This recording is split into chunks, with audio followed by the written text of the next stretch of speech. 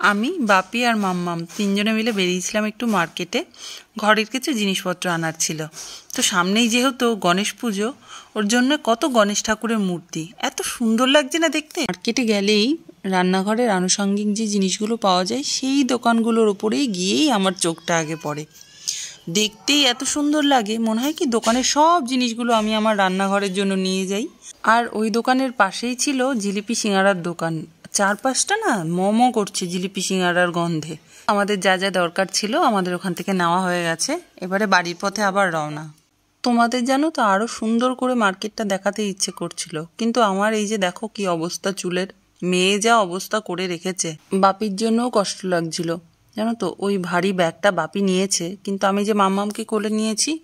কবে যে মেয়েটা আমার একটু বড় হবে আর বলবো মা রে একটু ক্যামেরাটা ধরে দে না, ভিডিও করব।